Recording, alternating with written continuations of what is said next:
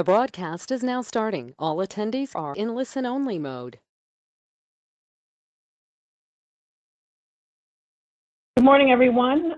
It's finally Friday, and welcome to our Safe and Calm webinar for September 25th.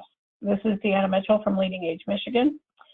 It has been another rather busy week as we continue to navigate the pandemic itself and all of the directives, orders, regulations, clarifications, and the confusion that has surrounded that. And that seems to be pretty big this past week. As the regulating agencies, both CMS and MDHHS and LARA, consider how to move forward in a certain number of directives, it looks like we're going to be in waiting mode, at least for a few more days until we get final clarification on a lot of things. Today, we're going to start with a brief update from Dalton. He's going to focus on the recent budget deal for Michigan. And we're also pleased that John Lonzak from Plant Moran has joined us this morning to talk about the provider relief grant reporting requirements that were recently issued. And then we will finish up with some general resource updates and a few clarifications regarding the most recent regulatory guidance. So at this point, we're going to turn the presentation over to Dalton, our Director for Public Policy. Good morning, everyone. As Deanna said, we have some exciting stuff to cover. We have news on the provider liability protections front. I'm sure most of you have heard the budget. Well, the tentative budget deal came out. I do expect it to be signed, but it's still not signed yet. And then we just have a ask if you have any voting stories to share them with us, but I'll be covering that in a later slide.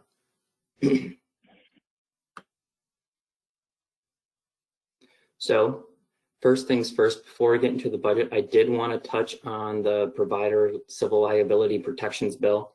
That bill and the other liability bills all narrowly passed the House. The healthcare provider bill passed on a 58-48 margin, and it was reported to the Senate Health Policy Committee, where it sits to be taken up by the Senate. But this is just a reminder to members that this bill is moving and going forward.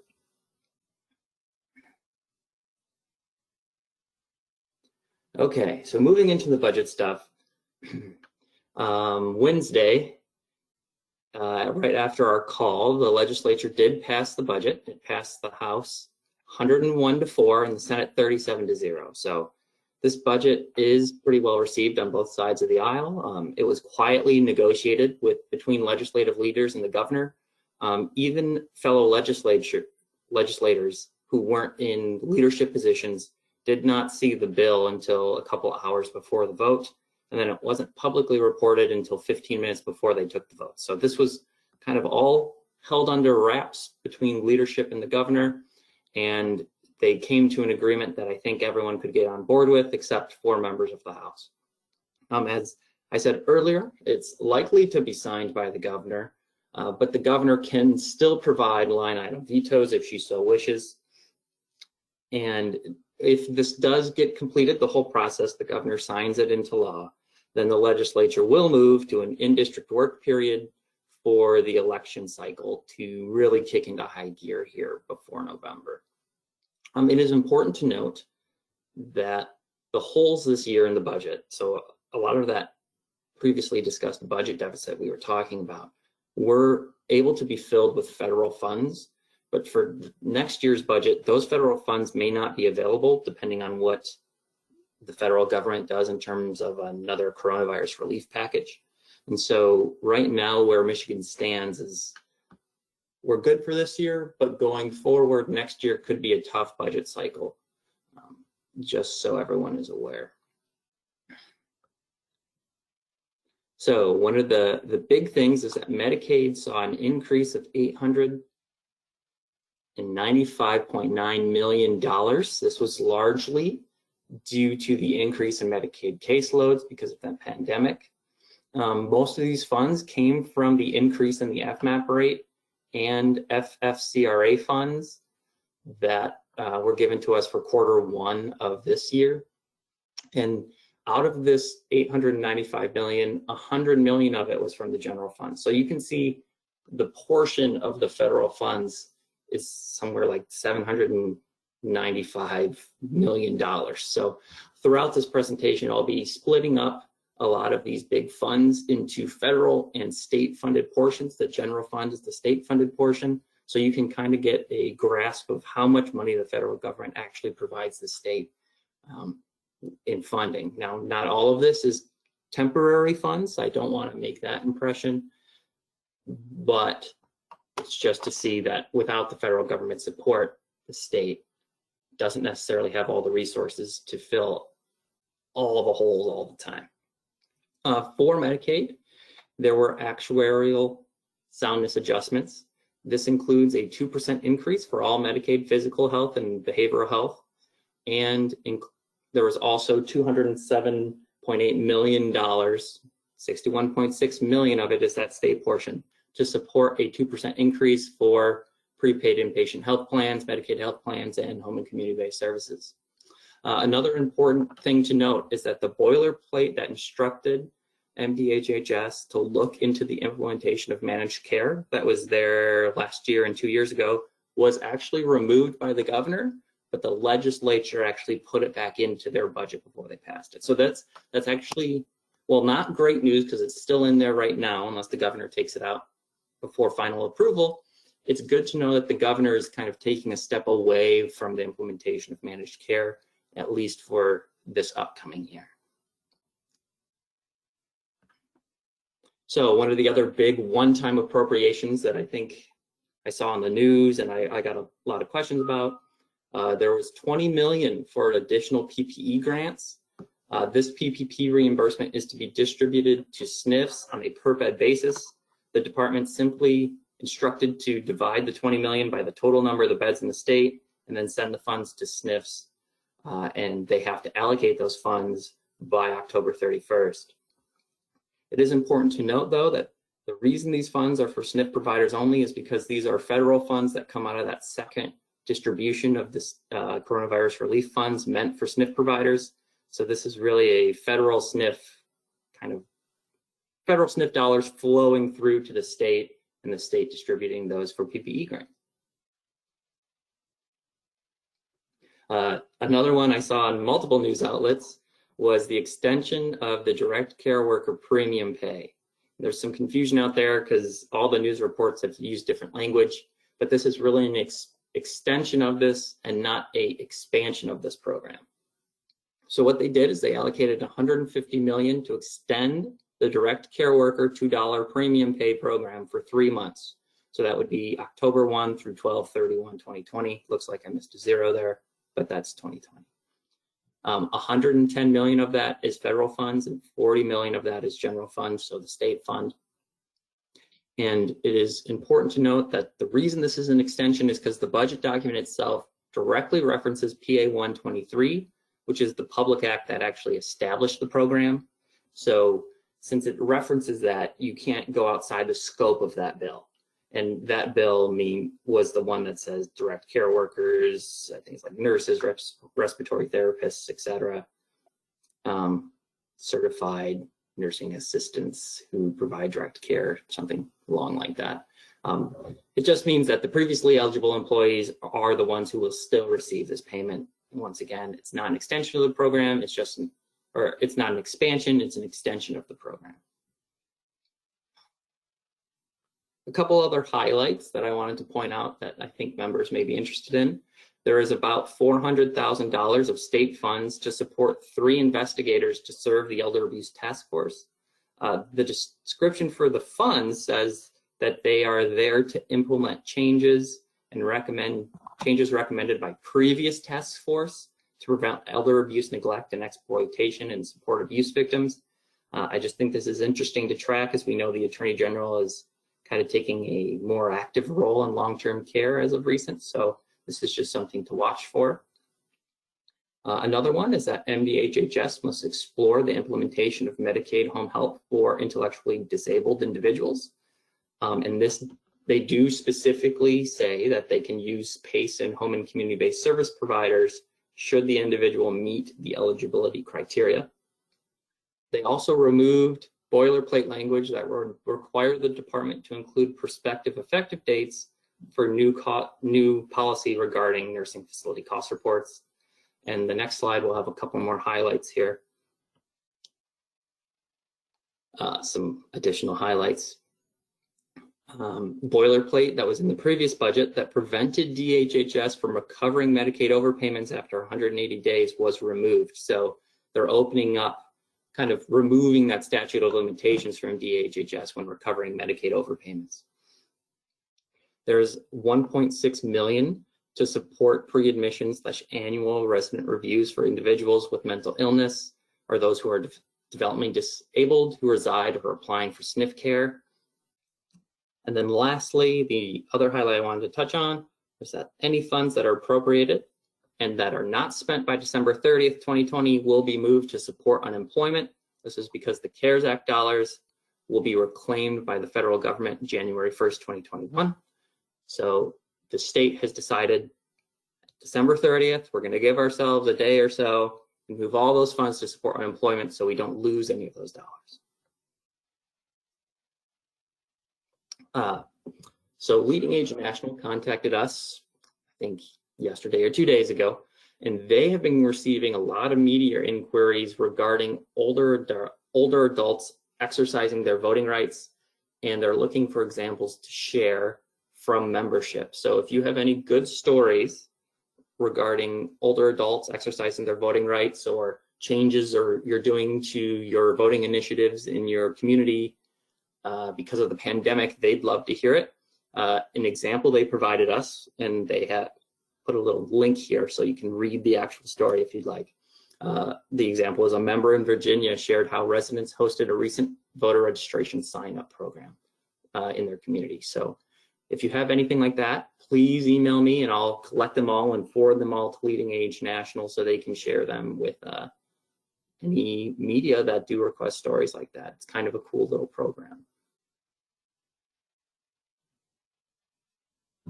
All right, thank you very much for that, Dalton. Before we get into any questions, each year, Leading Age Michigan is thrilled to spotlight the new and innovative programs and services displayed by our business partners at our annual conference during the Solutions Expo. During this historic and challenging time, we would like to celebrate our business partners who have maintained their commitment to our members during our short delay. Please thank our business partners by supporting their programs when you are in need of their services. It looks like as of right now, I don't have any. Oh, actually just had one question pop up. How many total beds in Michigan are being used for the PPE calculation? I don't know that off the top of my head. I saw the number when I was doing my research for this, but I didn't write it down, so I can get that out to you. All right, thank you. Other than that, I do not have any other questions that popped in, so we can go ahead and move forward. Okay, thank you, Blake and Dalton. Now we're going to move on to a topic that has recently come as very important, and that's provider relief grant reporting. And we want to thank John Lonzak from Plant Moran, who's taking time out of his busy day this morning to go over these new rules with us. So we're going to turn over the presentation to John. Thanks, John. Thank you, Deanna. I don't have the specific answer to the question that came up with the number of beds that are going to be used, but I did just look at the most recent CON bed inventory, and it looks like there's 46,319 beds, licensed beds in the state currently. So that would be a reasonable number to use for an estimate of how much you might receive for the PPE grant if you were to apply. But that's not why I was asked to really speak today. My topic really is to address some of the guidance that recently came out specific to the reporting requirements associated with the provider relief funds. If you want to move on to the next slide. So originally, on May 6th, we received the original guidance for the calculation of lost revenue and the types of expenses that were to be counted in order to substantiate the need for the provider relief funds. And in that original notification, the definition of lost revenue basically indicated that providers could use varying methods, whether it was comparing year-over-year revenue or comparing budgeted revenue to actual. So this definition would have suggested that a decline in occupancy alone would have been able to be counted towards the lost revenue calculation and be attributed to the CARES Act provider relief funding and substantiating the need. Unfortunately, on Saturday, this past Saturday, HHS did release guidance, and this guidance was originally expected on August 17th. So there was a little over a month. There was a little over a month delay for this information to get out, and our indications kind of led us to believe that the reason that there was this delay is because there was a lot of back and forth internally and within the department on how the lost revenue is to be defined and factored into this calculation. So unfortunately, like I mentioned, they did change their interpretation or their definition of lost revenue to be a negative change in year-over-year net patient care operating income. So the fact of the matter is, providers, based on this recent guidance, are no longer able to really calculate lost revenue, based on the declining census that many of us have experienced over the last several months. In addition to the policy, in the policy, they also did provide some additional clarification on expenses that can be counted towards this. So if you want to go to the next slide, Deanna. They did kind of break it out into more specific categories, and basically are allowing providers to count expenses that aren't necessarily directly related to patient care towards, to be counted towards expenses attributed to the coronavirus. And some of these categories include mortgage and rent and insurance, personnel, which obviously is the wages and all the fringe benefits associated with that, any lease payments for equipment items that are purchased to mitigate the spread of COVID-19 within the building, and then also utilities and some facility type expenses. The guidance, which I'm not sure I actually included a link, but if anyone needs that, I can send it. There is kind of more definitions as to what would qualify within each of these subcategories. And then within the healthcare related expenses, you can see it's, supplies, equipment, IT was one that was interesting. So if anyone was implementing or installing new IT systems to help, mitigate the spread that you can attribute specific to coronavirus, that would also qualify. So they did kind of elaborate this. Now, one thing to note is that for providers who received between $10,000 and $499,999, or less than $500,000, I should say, they aren't going to be required to break out the expenses in all these categories compared to those who received more than $500,000. Anyone who received more than $500,000 will be required to report these expenses in more detail to HHS. However, with that said, if you are one of those providers who did receive less than $500,000, it might be worthwhile for you to really study up these expense categories and the definitions of the items that would fall into this and would qualify to be attributed to the coronavirus, just to try to increase or maximize the total expenses. I mean, we've been kind of stressing to our clients and providers throughout the state to make sure you're tracking everything in your financials, that you're purchasing specific to coronavirus. But I think these definitions might lead some folks down the road of identifying some expenses that they might not have believed could be attributed to the coronavirus. So if anyone has any questions on that, I'd be happy to answer any questions specific to that. But I do suggest that you read the guidance specific on this topic as well. So the next slide. So this kind of is kind of a run through a very simple example of the change in interpretation of how lost revenue is to be calculated. So in the example for fiscal year 19, the revenue is $1 million, the expense is $900,000, so net income is $100,000. So based on this new guidance, the way that HHS would interpret this, if we move to fiscal year 2020, a provider had a significant decline in utilization and census and occupancy, so the revenue actually was cut in half to $500,000. And with that decline in census, they were able to make some incremental adjustments to their spending, which resulted in their expenses decreasing from $900,000 in 19 to $500,000 in 2020. In this case, in 2020, they're breaking even. So with this, in this example, really the only thing that could be counted towards lost revenue based on this recent guidance is the $100,000 of change in net income from 2019 to 2020. So originally, the original guidance would have allowed the recognition of $500,000 of lost revenue. But now with this new definition, it's cut down to $100,000. So this can be pretty significant in terms of the potential of having to pay some of these funds back in the end.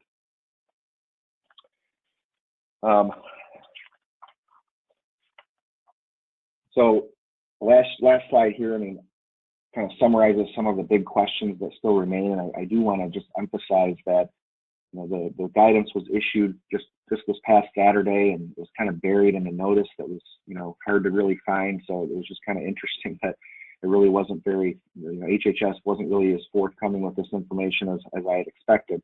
But we do expect there to be a lot of frequently asked questions to address some of the concerns around the varying aspects of the policy or the guidance regarding what expenses, and specifically the calculation of lost revenue. So stay tuned on the guidance, and we'll obviously be able to provide updates as they come in on this topic, and we're hoping that maybe there will be some sort of concession or some flexibility in terms of how the lost revenue can be calculated as more of the frequently asked questions are submitted and answered by HHS. So it is kind of alarming that they did change the interpretation, but we are hopeful that things still might change before it's all said and done. In terms of timing of the reporting, providers basically are required to report any funds expended through December 31st, 2020 first, and that would be due no later than February 15th of 2021.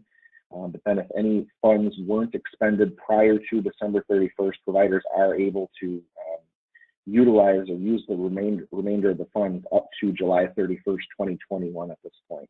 So there will be some additional time, but there will be that initial reporting that will be due February 15th, 2021 for everyone to report all the expenses and everything that occurred prior to the end of the year. If there's anything else here.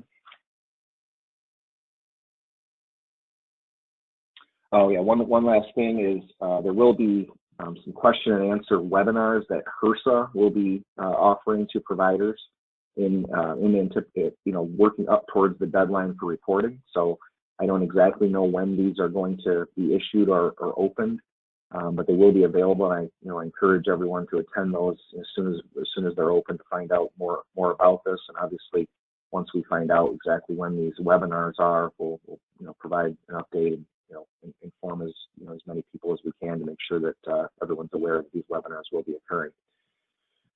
So with that, I guess I'll open it up for any questions on this topic, and I appreciate the opportunity to present to you today. All right. Thank you very much, John. And again, before we hop into any questions, Leading Age Michigan wants to thank our business partners for their continued support during the pandemic, and we encourage you to take a look at the logos on the screen. These are the organizations that continue to support the association, but your organizations as well. Without their continued support, the Education Foundation would be unable to be as dynamic and innovative as we are. Therefore, when you are considering a purchase of goods or services, please remember this page of logos and consider making a purchase from one of these fine organizations. It doesn't seem, it looks like I just have two questions, but I don't believe either of them pertain to what John was speaking to. Did you still want me to go over those, Deanna? Are they about my topics or Dalton's? It looks like a mix. Well, I think one is Dalton and why one don't would you be for you. All right, well, give Dalton his question, and then we can wait for the other until I get to the end of the updates. Okay, sounds good. So Dalton, is Leading Age lobbying to get HHS to change these rules on lost revenue? Changing the terms and conditions after the fact seems unjust. I think that's a John question. Okay. I just didn't, I figured Leading Age lobbying, I thought that would be more Dalton. Right. Well, I would suspect that there is going to be some pushback on this change in interpretation of the calculation of lost revenue, and I would suspect that the Leading Age and/or the other industry associations across the country would probably be the best to probably pursue that pushback, or at least, advocate for change potentially. But at this point in time, I guess, it remains to be seen on whether anything will ultimately change before it's all said and done. Hi, this is Deanna. I'm sorry, I misunderstood the question at first, but I do know that Leading Age, when they first got wind of the fact that they were changing, HHS was potentially changing some of the definitions for lost revenue. They were already pushing back at that time. I think that my understanding is that they're continuing to push back about it because it could, be some significant impact to some of our providers. I do know that they're working on it. I don't know whether or not they feel that they have provided all the input they possibly could. But I do know that they've been in conversations for months about this. All right, sounds good. It doesn't look like I have any other questions for John. So thank you very much for joining us today, John, and giving us all that information. It looks like we can continue to move on. Okay, sure, and thank you, Mike and John. Excuse me. So this morning, we have included another brief situation update, but we're doing it a little differently today. We're going to focus on outbreak data as posted, some regional positivity rates, and nursing home caseloads specifically. So when we look at outbreaks, remember that the department reports weekly on the outbreak situation. And outbreaks for this reporting that they do is defined as at least 2 cases that are determined to be related. So when the department reports an outbreak, it could be 2 persons who met in a bar and transferred the virus, and that they were able to make that connection through tracing. Or it could be 1 staff and 2 residents in a long-term care facility, or it could be 1 outbreak of 550 persons at a football game. So these outbreaks are not about the number of persons infected, but a statement about the number of known clusters of transmission. So we think that this is important data, but we also want to note that the published data has gaps and only limited usefulness, such as the fact that the long-term care facility outbreaks here include not only nursing homes, but assisted living, HFAs, and AFCs. So it's really hard to identify where the outbreaks are actually occurring or how big they are. And this is the only place that, other than overall Michigan caseload numbers, that reports on assisted living kinds of facilities are included in transmission. So when the department posts this data, they post 2 numbers. They post the new outbreaks occurring in the past 7 days and the number of outbreaks that continue to be active. Note that the new outbreaks are not included in the active number. So as of September 17 data, there were 9 new long-term care cases out of a total of 67. And that accounts for about 13.4% of new outbreaks that have occurred in long-term care facilities. However, there are 41 additional ongoing clusters out of 127 in long-term care facilities. And that has a much higher percentage of about 32%. So the increase in clusters in the past week seems to be smaller, but there is not enough data to know how meaningful that really is. On Wednesday, we talked about the new purple map and that the department has added a new risk level and changed the cut points for each level. We were completely unaware of this before it occurred, and we are unsure about how this might impact testing requirements that are at least partially based on positivity rates in each region. So we did reach out to MDHHS, and they stated that currently the department is working on developing a crosswalk that would align the old levels with the new so that facilities and others that have to rely on these regional levels will know how to tie their requirements to the new situation levels. So in addition, we're working to identify what changes, if any, the state plans to make regarding the existing orders compared to the CMS testing requirements, because they're still kind of in conflict as well. So although I at least gave up waiting for them to address any possible changes in the testing requirements based on these regions, resulting from the conflict with the CMS rules, they do seem to maybe be considering it. And we are hoping for some clarification soon. In the interim, though, weekly testing of all staff will have to continue across the state until they update their guidance. And it's important to note here that I have the new cases and the outbreak cases by county. The highest level, the three highest counties in terms of outbreaks and caseload, actually in order, are Isabella, Ingham, and Macomb counties. Those are the counties with the most current outbreaks and high caseload numbers.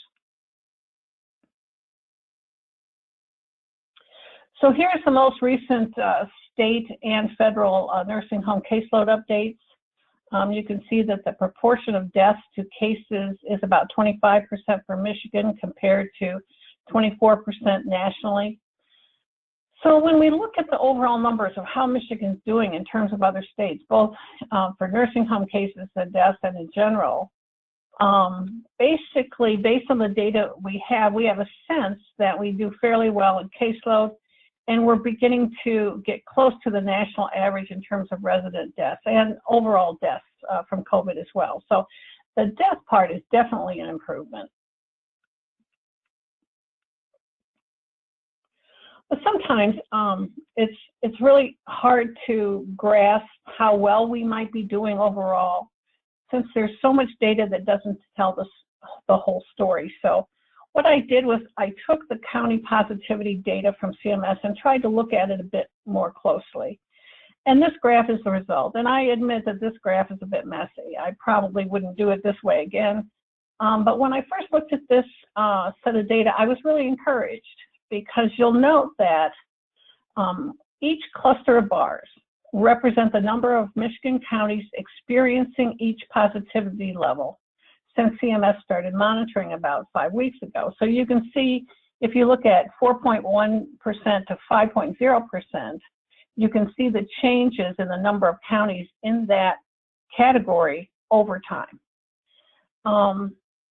And I noted that the higher ranges, really anywhere to the right side of the screen, above 7% positivity rate, that they almost were completely eliminated after week 2. In other words, there were no counties with really, really high positivity rates after week 2, and I thought that was phenomenal. And last we looked at all of the data together, there still are only 5 counties with a 5% rate or higher. But then, when you look at the number of counties with 0 rates on the left side of the screen, you can see that that's been decreasing. And the 1.1 to 2% category is decreasing as well. And it seems that there are more counties moving to that middle 2% to 6% area than those decreasing from the very high levels. So it does seem like in some respects we're doing better, but our caseload overall, it goes up and down. But there's obviously more of a trend to some caseload transmission in each county, and that could be problematic still overall. We still have to note that when just glancing at other state data, though, our positivity rates are still much lower than a lot of their counties. When we take the number of our counties at such a level, and the other counties, some of them have very, very high transmission rates. So overall, we seem to be containing the virus fairly well. Go ahead and move the slide, Blake. Thank you. So when we look at the comparison of Michigan again, in terms of total cases per population, you'll see that we are considerably lower than the median, and this is a graph from the Nursing Home Compare CMS website. But in terms of deaths per population, we still hover around the median, which, you know, is kind of an average, if you want to think of it that way, look at how we're doing. But remember that there was a time when we were number 7th and number 9th compared to other states in the highest number of deaths per 1,000 residents. So we are doing better. So at this point, let's move on to a few updates. We are going to take some time this morning to talk about the state's plan to reimburse homes for the aged for testing. We've still gotten quite a few questions about this, and we have several questions out to the state at this point as well, because this guidance left a lot of gaps for us. In review of this directive, we want to emphasize again that the state is not requiring, but only recommending testing in nursing homes for the aged. And the parameters that they set forth for that recommendation are listed here. These are very similar to the requirements for nursing homes, with some major exceptions though. Once baseline testing of all staff and residents is done, there's no recommendation that HFAs do screening testing in order to identify asymptomatic positives over time. But there's no barrier to doing it, and some facilities may want to continue to test for asymptomatic staff, but it's unclear from this guidance whether MDHHS will pay for that. They say that they are paying for diagnostic and not screening testing, either PCR or antigen. And they provided options for a medical professional to do the test, order the test, professionals to collect samples with assistance from a lab or a local health department. So there's no discussion anywhere in the guidance about HFA doing the test, or whether or not they would reimburse for HFA staff test sample collection as they do for nursing homes. And so it really kind of undoes the whole idea of how to use a point of care test. And we know point of care tests are going to these facilities as well as nursing homes. And so all of that is kind of very gray at this point. And those are some of the questions that we have submitted to the state. In order to get reimbursement, you have to be signed up in the Sigma system, and that's the system that distributes payments usually for Medicaid, but the state's using it for other programs right now as well. And the overall guidance includes a long list of resources, labs, where to find a lab, what to do about resident or staff refusals, and the reporting requirements, which in their view at this point would be on the laboratory because they have only identified laboratory managed testing. So we do have a lot of questions out there, and we hope to get some responses soon.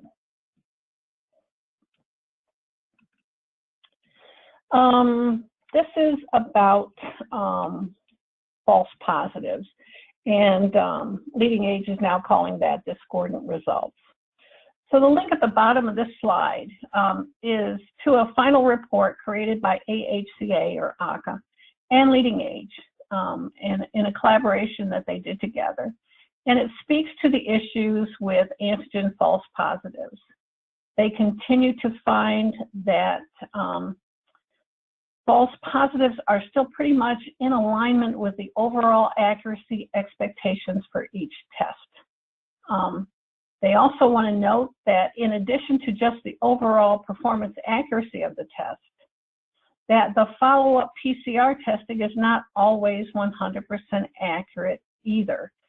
And so it's possible that at times a negative follow-up test could be the problem rather than the positive POC test. The timing of the follow-up test might be an issue, so it's important to do the follow-up test in alignment with the CDC algorithm. And we have distributed that recently. But if you need to know the link to that again, just let me know. And of course, there's always user error. It's possible that somehow or other manufacturer guidance wasn't utilized, and some sort, maybe the test was contaminated at some point. So the report recommends that members review the manufacturer instructions closely, and they're also asking CMS to issue more clear guidance about how to deal with the matter if you think you may really have a false positive. The other thing to remember is that unless a lab in Michigan tells you that a report is in error, you must continue to report any positives you find is positive. So if you have a POC test that shows that someone's positive and a follow-up test that is a PCR test that is negative, you still have to report that as positive unless determined differently by an expert. Observation units and survey requirements. We have been talking to the state about this, and you have had concerns about it as well as we have for a really long time. The fact that they've been citing facilities for putting people in who are going in and out of the building for routine and or one at a time medical appointments. They're putting them in full transmission-based precautions and isolation, full isolation in a specific unit, or you're getting cited, has been a problem for us. And there's also some other questions about how to treat these people who are not COVID positive, but need some monitoring. So we did understand that the state had a draft out. They did share it with us. And before we finalized any discussions about it, they told us that MDHHS had put it out. And since that time, so we assumed that they put it out. And we did get word that it went out in its original format. And then we heard later that Laura wasn't really ready to send it out. And so although we did issue it in our listserv, I think it was yesterday morning perhaps, we have gotten word from Laura that it's not officially out. It's not something to be followed yet. The surveyors still yet need to be trained on it. And so pretty much you should ignore it, and hopefully some version of it will come out in the next day or so.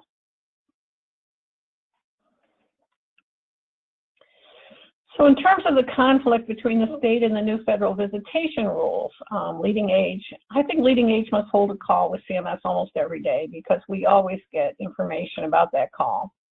Anyway, they held a call with CMS yesterday, and Leading Age again stated to CMS and make sure they wanted to know the immense impact that these conflicting rules have on members. And at that time, CMS did provide to Leading Age some clarifications about that visitation guidance. Specifically, they reiterated that indoor visits are prohibited when there is facility transmission and follow-up outbreak testing happening, except for compassionate care visits. But those compassionate care visits should be exceptional. In other words, they can't be routine for a large number of residents. But in the end, they are at the discretion of the nursing home. And also, they clarified that any person on transmission-based precautions, including those new admissions, should not have visitors unless they meet the requirement for compassionate care.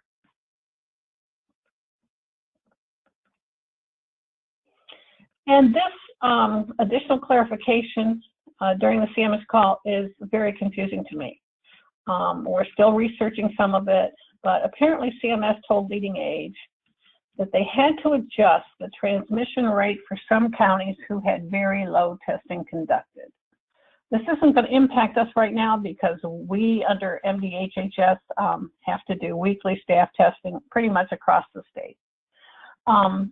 But apparently there were 350 counties whose risk for transmission needed to be adjusted. So because they didn't have enough COVID tests. So they found some cases, but they really didn't have enough COVID tests to make that data meaningful. So CMS put out an example that stated that a county with a 23% test positivity rate may have had really, really low numbers of tests. And so they would still be color-coded as medium instead of high because not enough testing was done. My problem and our problem is that we're not aware of any CMS county level map that is color-coded at all. So we're still trying to find this map. We looked everywhere yesterday. So CMS is stating to Leading Age that they want providers to follow this color code So that's an important piece that we're trying to figure out. Right now, it's not going to impact us because you all have to do testing across the state every week. But we are going to try and figure out where this map is, because obviously it's not the state map. So we'll continue to work through that.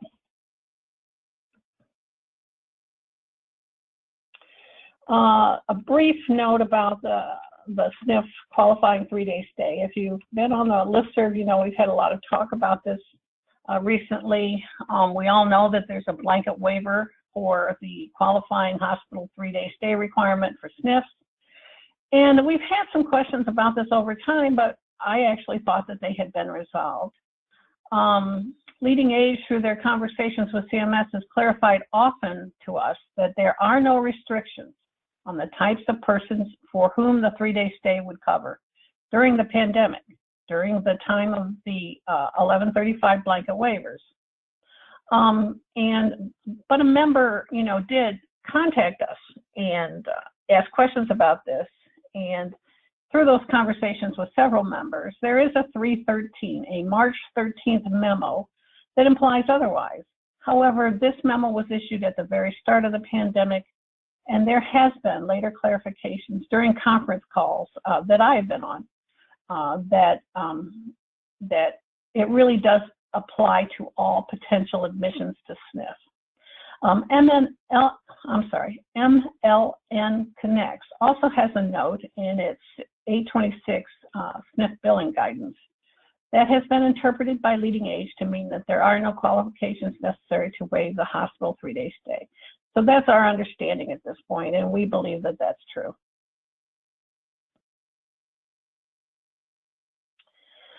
We also had a question recently about KN95 masks and whether or not they could be used if they were considered better than a face mask. And I think that we just need to clarify our answer from last week or so, because although N95 masks are generally recommended for care, they're also in short supply. And so use of a regular face mask, especially for general care, has been suggested by a number of entities as okay. You have to look at your availability of PPE, and you also have to look at whether or not you have any outbreaks in your facility to make those kinds of decisions. COVID care, of course, should be conducted using an N95 mask. KN95 masks are simply a mask meant to meet the N95 NIOSH requirements, but they don't always. And these are made in China. At first, they were not allowed on the FDA list of approved PPE at all because they didn't meet the standards. However, since that time, FDA has noted that some of them do and some of them do not. So the reality is that all providers are only supposed to use PPE that is on the FDA approved list. So if you are using KN95s, you can do that, but they should be on the approved list that the FDA puts out. So they might be considered safer than regular face masks, but we don't know why they're not approved. And so we, again, have to reinforce the idea that providers should only be using FDA PPE. And the link for the guidance about that, there are 2 links on this slide. Those are both FDA websites that will talk more about N95s and KN95s if you need that resource. But most importantly, the link for Appendix A is on this slide. And the only reason why I created a separate slide for that is because I couldn't put it on the other slide. And I wanted to make sure that you all knew that this is Appendix A that lists all of the approved PPE for healthcare provider use.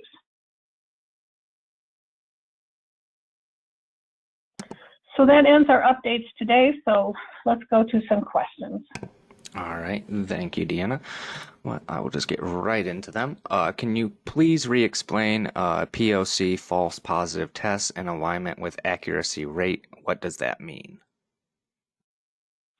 When I say that it's in alignment with accuracy rate, if you remember, one of the criticisms of a point of care test when they first got popular is that they're not as accurate as a PCR test. PCR tests are not 100% accurate. I think they have a 90-some-odd% accuracy rate.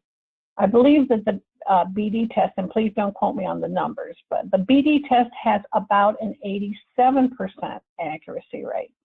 So when they look at the false positives and the number that are occurring, they fall within the accuracy rate. In other words, there are not more than 13% of the BD tests that have been found to be false positive. So in other words, what they're saying is that you need to expect that some of the results are not going to be accurate because there are no tests that are always accurate, and different testing products have different accuracy rates. Okay. Regarding the rule to require any positive test reported, if I screen with a positive test, then perform the follow-up test, and it is positive, does my two positives on one person equate to a cluster? No, not at all. No. A cluster is, well, let me reframe that.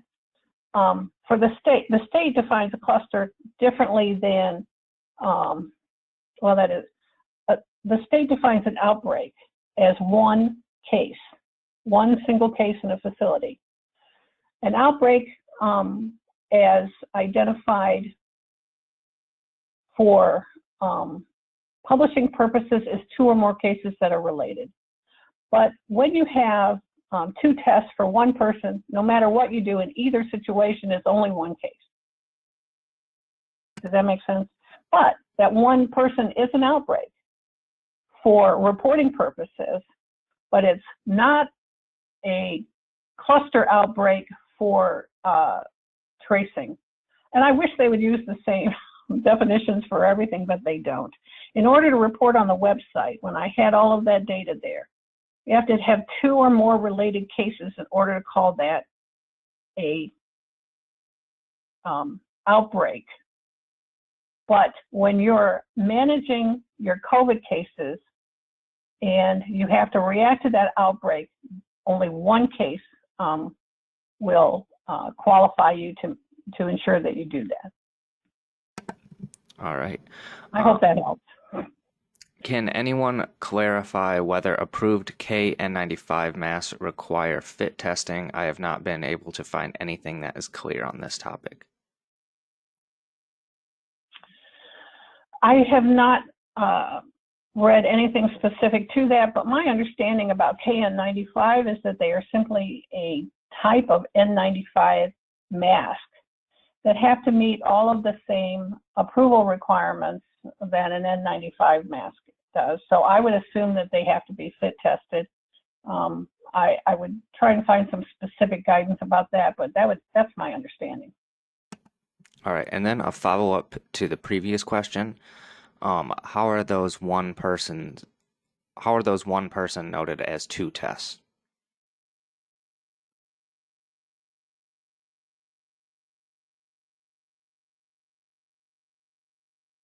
I have to look at what your reporting requirements are, if I understand this question correctly. You have to report all of your positive tests. I would have always assumed that any follow-up tests for the same person that that you might have done would not be reported additionally. But I am not that closely familiar with all the reporting requirements to be able to say how you're supposed to report that. So let me look into that, but if you report an additional different positive test, you're going to look like you have more cases than you do. So I can't imagine that you're supposed to do that. I will review the guidance and come up with some discussion, and if I can't figure it out, we can talk to the state. Okay. Could you please clarify, is the 3-day waiver still current, or do we need to go back to Medicare patients needing the 3-day hospital inpatient stay? There is some dispute about that, but I think that the predominating consensus is that the 3-day waiver is still in effect. Leading Age confirmed that with me yesterday, and I do know it's still in effect. And we believe that it covers every admission that you could accept into your facility. And Leading Age confirmed that yesterday as well. Okay. CMS clarification or not, is the state working on indoor visits with October weather coming? My understanding is that the state is working with CMS to figure this out. And my understanding also is that CMS is not going to back down from that requirement. So we're anticipating that in the very near future, hopefully by October, we hear from the state that they're going to start allowing indoor visits. Okay. The CMS database reflecting positivity by county is color-coded. Is that possibly what they are referring to? If you have a map, I looked all over the website yesterday. If you find a map, a CMS county coded map, please shoot me an email and tell me where it is. I did find state maps. I could not find a county-based map that had anything more than the whole state's rates on it. So I'm looking for that, and if you can help, I'd be more than appreciative. And I will actually switch the slide over. So there is Deanna's email right there. If you have anything like that, go ahead and email that over to her. N95s are required for admissions and readmissions and SNFs.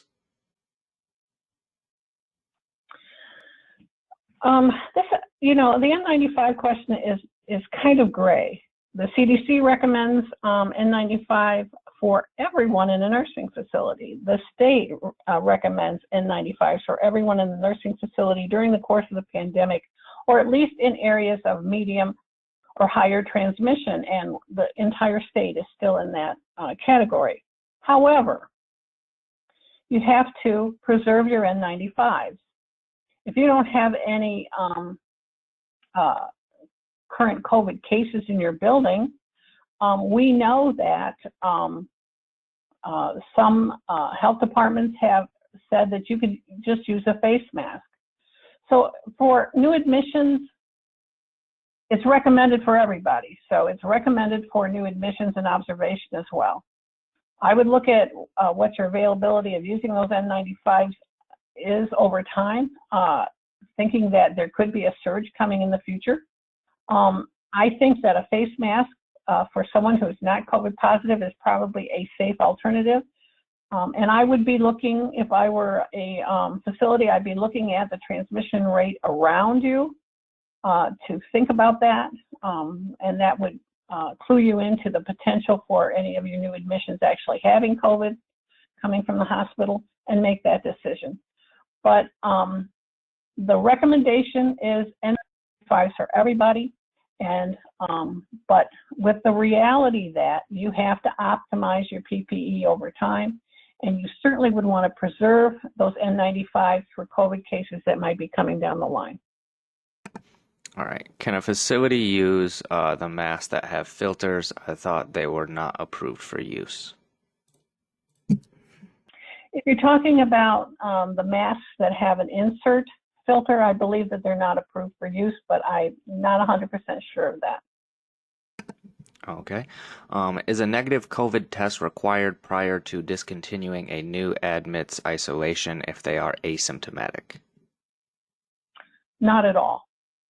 If you go through 14 days of asymptomatic experience with a new admission, you can simply discontinue transmission-based precautions. You do not have to test that resident at all. Okay. Is the September 17th order from CMS for opening dining and activities still under review? Are we able to open those activities? No, that's still under review. That's part of the piece that's in conflict between CMS and MDHHS, because there's executive orders out there that prohibit communal dining and group activities. So we expect that to be part of the consensus that should come out of between the two parties in the next week or two. hopefully sooner. And we are certainly under the impression that CMS is going to continue with their guidance. And at most, we're hoping that it might be simply giving the state a few days or a week or two to get their guidance in alignment. We don't believe that there's going to be negotiation about the CMS guidance. However, we're never really sure about what either of these two entities are going to do. All right, thank you for that. As of right now, it looks like that was the last question. So if anything else does pop up, feel free to shoot an email to either Dalton, Deanna, or the Safe and Calm email. And maybe if you think of something for a question for John, who joined us earlier, you can, again, shoot an email to either Deanna or the Safe and Calm, and we will get you in touch with John to make sure you get those questions answered. So now we would like to obviously thank Dalton, Deanna, and especially John for joining us and taking time out of his day to help all of our members. So we would like to thank, I believe we had around 90 members and participants that took time out of their busy schedules to join us for today's webinar. We appreciate everything you do each and every day to support your staff and provide quality care to your residents. We are grateful for your continued support, and we are here for you when you need our assistance and resources. It looks like I actually had one more question pop up. Can you clarify with the state that we are allowed to use electronic screening systems instead of having a person staffed to screen employees?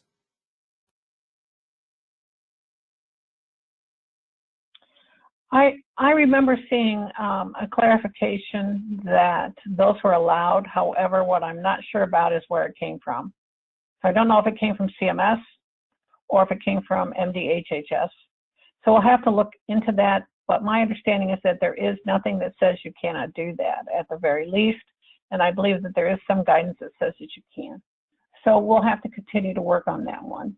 And as we say goodbye today, I have to tell you that I think that this has been one of the hardest weeks since the pandemic in terms of just trying to figure out and clarifying what the department and the feds are trying to do. So I appreciate your patience as we try to figure this out with you. It's been hard. It's been a long, hard 6 months, we know, but this week has been particularly confusing. All right. Again, thank you, everybody.